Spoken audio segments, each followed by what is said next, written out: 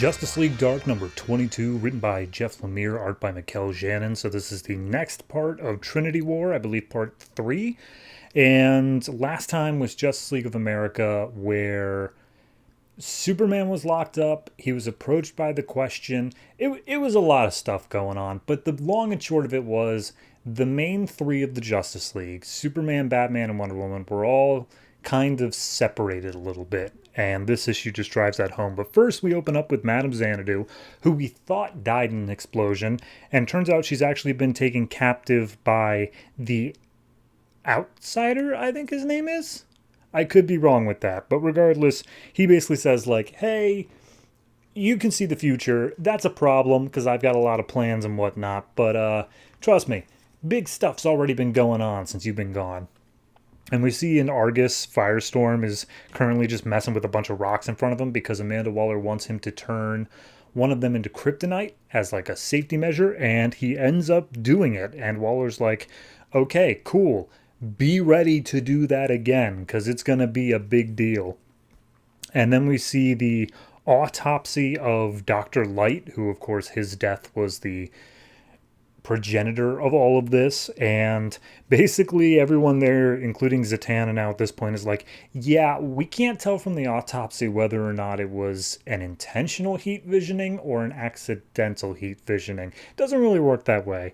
But then all of a sudden there is a bunch of smoke coming out of Dr. Light's body, and wouldn't you know it, it's Phantom Stranger, and he's like, hey everyone, I'm here. Here's the thing. Wonder Woman, she's going off to mess with Pandora's box.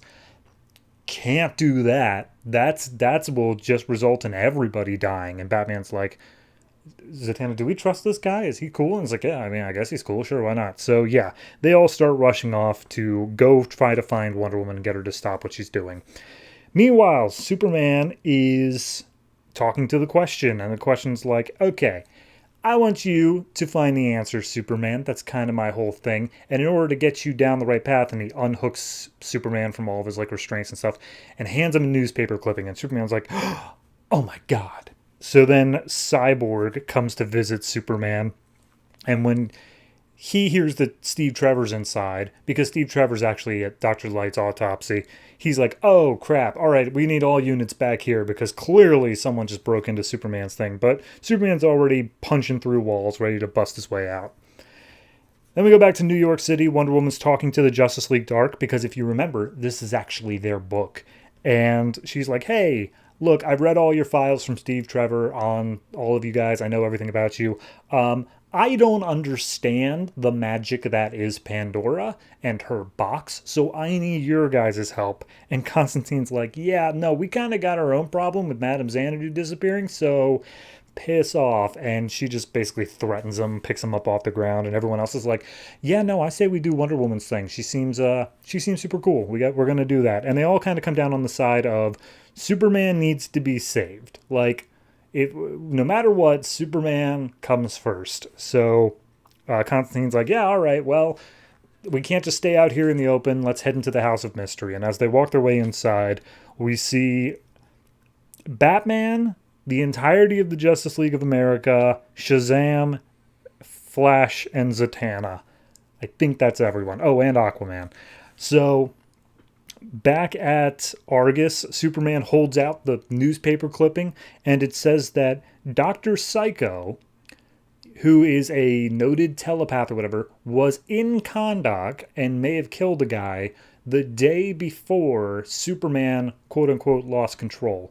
And Cyborg's like, how in the hell did I miss this? I scoured every database. And Question's like, I read newspapers. That makes me better than you. But at that point, Amanda Waller comes in with the whole brigade, army, whatever you want to call it, of Argus soldiers. And the people responding to Cyborg's request, which is Element Woman, Martian Manhunter, Green Arrow, and Firestorm all show up. And basically Waller's saying, okay, regardless of what new evidence you have, you're going back in that cell, Superman. You're a threat to humankind if you're not in control right now. And Superman's like, look, here's the thing.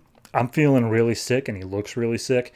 And he's like, I'm just gonna go take care of this, and you can't stop me.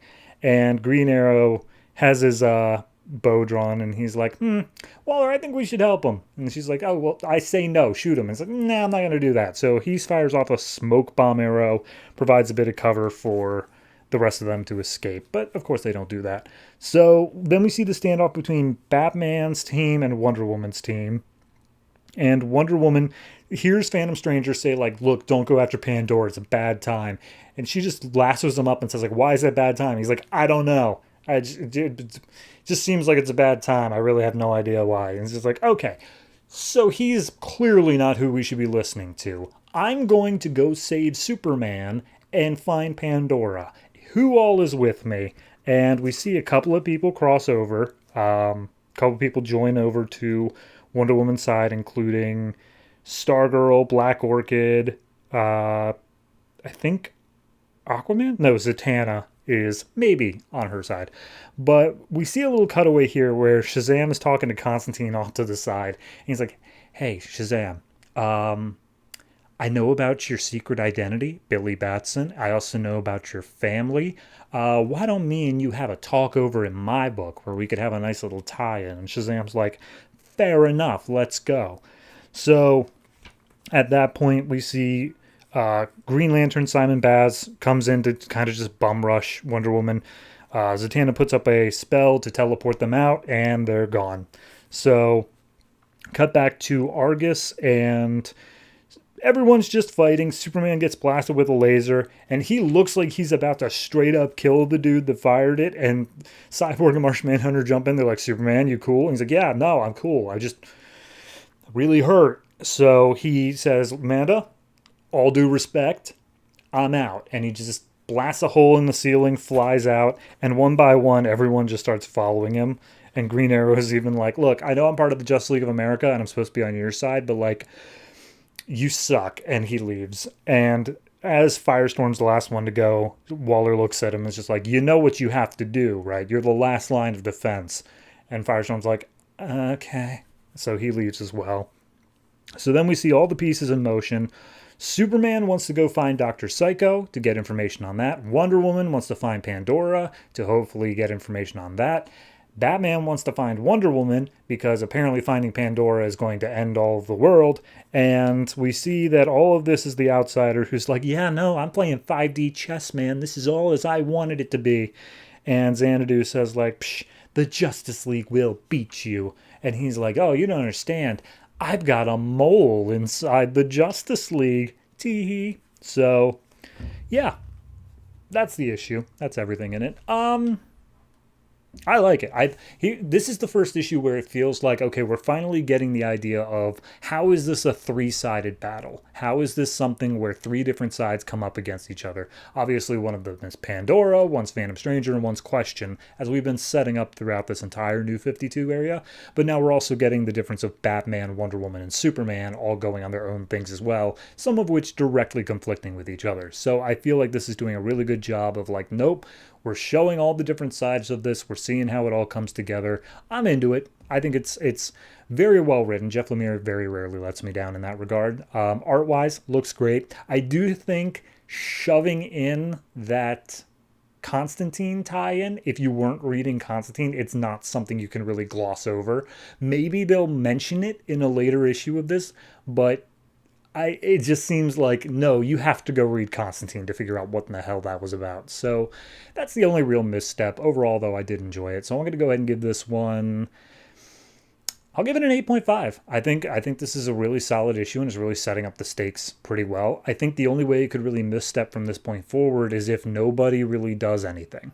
Like if Superman doesn't find Dr. Psycho, and if Wonder Woman doesn't find Pandora, and if Batman doesn't find Wonder Woman. Like, if none of that happens, it's just going to be padding, and I'm frankly pretty much done with that. So, yeah, 8.5 for what it is, though.